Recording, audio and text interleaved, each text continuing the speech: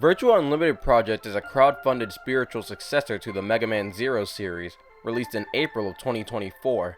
One of the defining traits of the game, and one of the more interesting aspects, at least to me, is the fact that the main cast is mostly comprised of Vtubers. Despite my lack of knowledge on people in this game, and Vtubers in general, I still find that pretty cool. As mentioned before, the game was crowdfunded on Kickstarter before release, being developed by Virtua Ride System and published by Neverland Entertainment. I actually learned about the game because my friend Violetta told me about it. There will be spoilers in this video, including visual spoilers even after I'm done talking about the story, so please keep that in mind.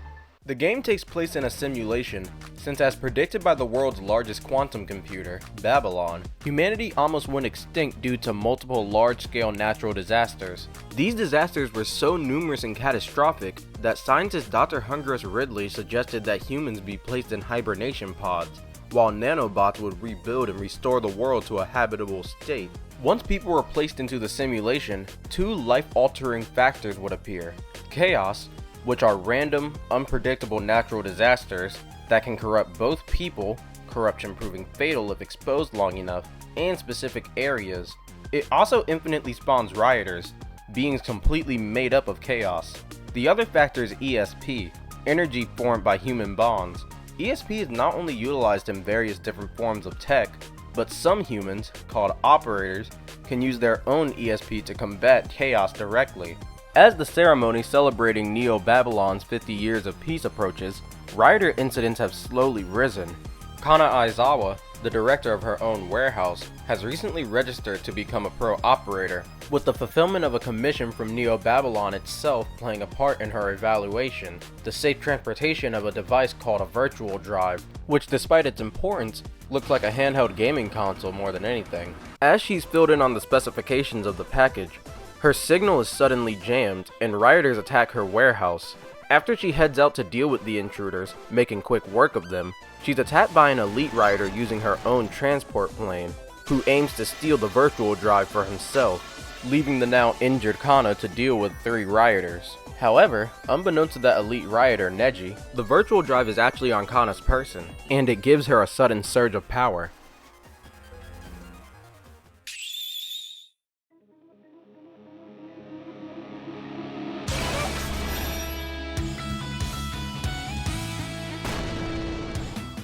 Reinvigorated by the V-Drive, Kana begins making quick work of the rioters inside her warehouse, even destroying her own transport plane as she defeats Neji, with the confrontation leaving her exhausted as she passes out.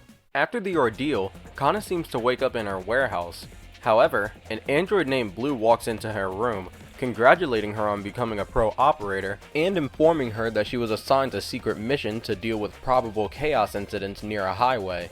While initially reluctant to accept the mission, Kana eventually concedes after she realizes the specific highway Blue is talking about. Before Kana heads out, she visits a man named Store who was calibrating her virtual drive. He modified it so that only she was able to access its power, and explains that virtual drives allow operators like her to enhance their capabilities. With the virtual drive back in her possession, Kana is teleported to the highway by Blue, where eventually she confronts a pro operator named Nezumi, who's been infected by the surrounding chaos. During the battle, Nezumi's octopus Aksho destroys the highway, with the both of them retreating shortly after at the request of an unknown party, leaving Kana no choice but to do the same. Back at the base, after learning that the virtual drive has the power to copy abilities, Kana's assigned 3 more missions. 2 of them being to investigate riot-covered areas, while the 3rd mission has Kana report the losses of goods to the GE Foundation. It's during this last mission that Kana learns that there's an almost identical copy of her around, one that can even bypass the highest ends of authentication, which explains why she was met with so much opposition from GE herself and her men. While that's the extent of the story I'm going to cover, something I wanted to point out that I think the game does really well is showing just how dangerous chaos can be. While some bosses don't suffer from a chaos infliction at all, the ones who are show just how dangerous it can be and how it can affect people's emotions differently. Of course, there's heightened aggression overall, but chaos can also have varying effects on people, from irrational mood swings, triggering depressive episodes, or even amplifying positive emotions to a manic intensity. All this, when coupled to the various chaos-attributed phenomenon in the game, and the fact that most enemies are rioters, paints a pretty clear picture of how dangerous chaos really is.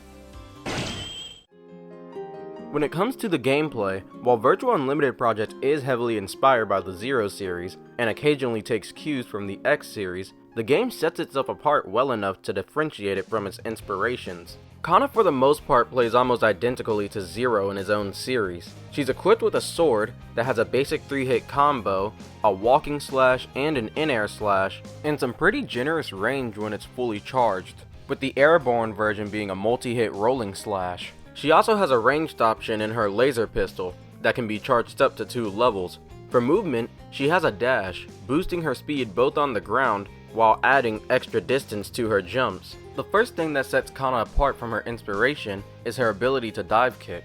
When airborne, Kana is able to launch herself towards the ground, bouncing off any enemy or wall she might hit, gaining extra height if she hits an enemy, but stopping completely if you land on the ground. At first, I didn't think I'd get much use out of the dive kick, except for parts like enemies being strung together in an obvious chain, getting access to upgrades, or pressing down buttons in certain stages. But the dive kick really shines when you get creative. You can save yourself a lot of effort with a well-timed stomp, letting you bypass platforming challenges if you're skilled enough. While it is a very simple addition to the gameplay, it's a really fun tool that adds a bit more depth to the formula. The last ability that Kana starts with is Existence Release, her support skill. When her support gauge is full, Kana can create a large, lingering hitbox that damages anything it touches and even destroys projectiles. As you can imagine, it's best used on bosses and mini-bosses, as combined with an assault from Kana herself, it can easily melt their health bar. While that's the extent of Kana's abilities when starting the game, she only grows more and more capable throughout its runtime. As expected from a Mega Man inspired game, each boss gives you a unique skill reminiscent of their own, with all of them being tied to one of 4 elements, those elements being wind, fire, thunder, and ice. 4 of her EX skills change her charge shot in accordance to the element, with ice creating a shield that helps her tear through enemies, while the fire charge shot not only goes through enemies, but through walls. The wind charge shot is not only strong enough to knock around foes, but also break through walls, while thunder creates a triple homing shot that goes through shields. While those skills are completely tied to their element, the last 4 are able to be used at any time, and equipping their element boosts them. For example, Plunging Thrust, an already strong attack on its own, creates Ice Waves when Kana has Ice equipped. Rising Dragon Slash is literally just Flame Fang from the Zero series, but it's chargeable, so that's pretty cool. Lie Slash, my favorite and Kana's most unique ability, gives her a burst of speed, cutting through anything she zipped past, and even dashing through projectiles and hazards. While it's already strong on its own, when using Thunder, it one-shots most enemies and stuns those that it doesn't, making it her best movement ability by far. The last EX skill, Storm Kick, simply buffs the damage of Kana's drop kick, making it do some pretty impressive damage, with Wind just further amplifying it to a crazy extent. Storm Kick allows Kana to also break through shields and breakable walls. Much like the dive kick itself, while it is a simple upgrade, I think it's a really good EX skill.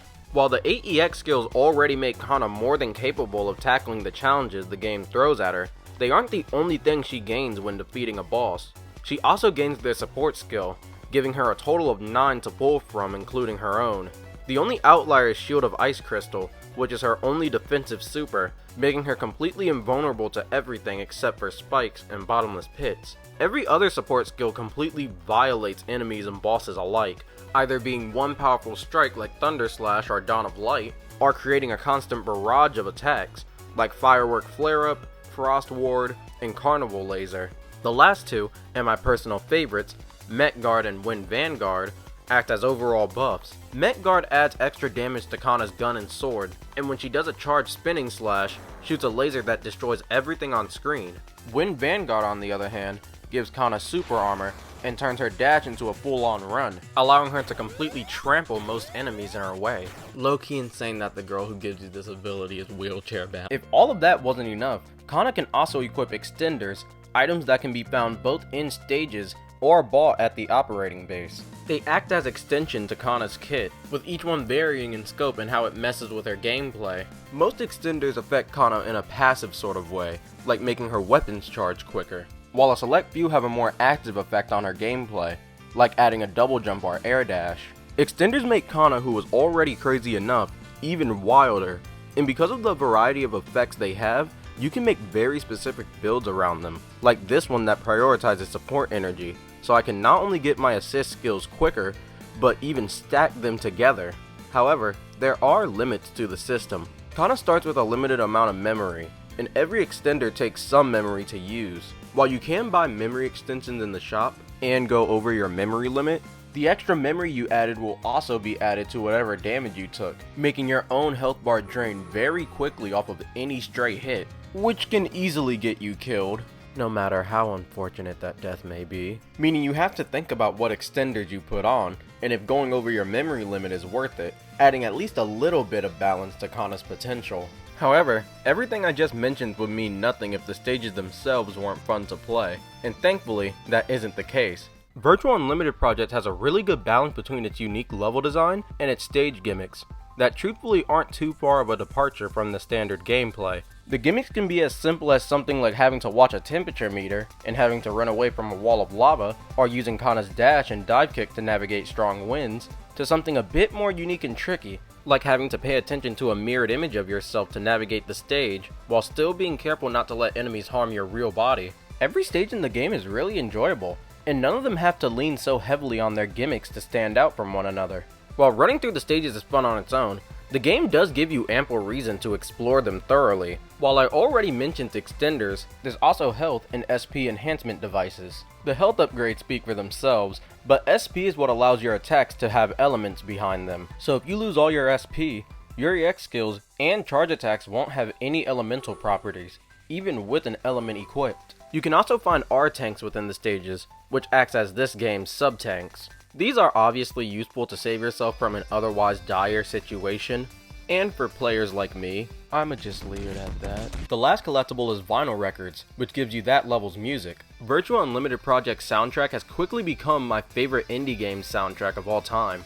Each song is memorable and sets the tone for its stage, like an abandoned city having a really atmospheric song, while Castle Leonard's theme has an almost regal air to it. That song in particular is even cooler because it actually changes when the stage transforms, but I found what I thought would be my favorite early on with Yan Xian.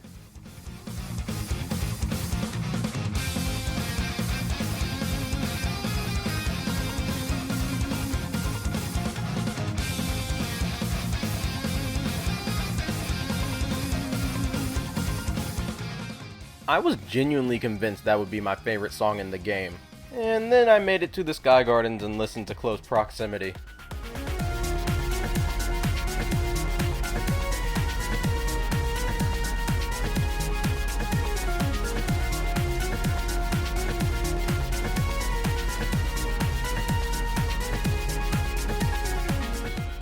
I know I only listed a few specific examples, but please believe me when I say the entire soundtrack is genuinely amazing. And before I forget, as you might have guessed from the footage, there's a lot of alternate colors for Kana. I love customization like this in games, and a lot of them are Mega Man references, so that's cool. You can even use the color of Kana's doppelganger, and it even changes her dialogue box. The bosses are a mixed bag, not in quality, but in difficulty. They have unique behaviors and attacks, and will punish you if you just try to brute force your way through the fight, but as I hope I've made abundantly clear by now, Kana grows very powerful throughout the game. Because of this, the early game bosses, the ones where you don't have as much support skills, R-tanks, extenders, and EX skills, tend to be more difficult to me. It also doesn't help that the combo system from the Zero series is here, and a lot of bosses either just sit there or get stunned when you attack them. Even with all that in mind, dodging their attacks is still fun, and I wouldn't call the fights mindless. The few difficult encounters the game does have though, are by far the best, with the two coming in mind being the rematch with Kana's doppelganger and the DLC fight. I guess I'll very briefly cover the DLC for this game, since it's not anything too big. The DLC adds in what is my opinion by far the best boss fight in the game, against Zeon male and female, with the male version using ice, while his female counterpart uses electricity. Their attack patterns are really intricate and they do some of the most damage, if not the most damage in the game. They share what's likely the largest health bar in the game, aside from the final boss of course. And you have to be very active if you want to make sure you don't get hit. Just like every other boss in the game though, you can absolutely destroy them if you know what you're doing. Defeating them puts a new extender in the shop, one that lets you use charge attacks via commands. As you can probably guess by now, I enjoyed Virtua Unlimited Project a lot, and I don't plan to stop playing the game anytime soon. This is probably the closest thing I've played to a Mega Man 05 that isn't a Mega Man game. And while the game definitely leans heavily on the Zero series, I still believe that it adds enough and does things differently to an extent that it's still worth checking out, even if you have played the Zero series 1,000 times over like I have. There's even a New Game Plus, if you want to start the game as broken as possible. Thank you Violetta for telling me about this game, and thank you for watching this video. Have a good one.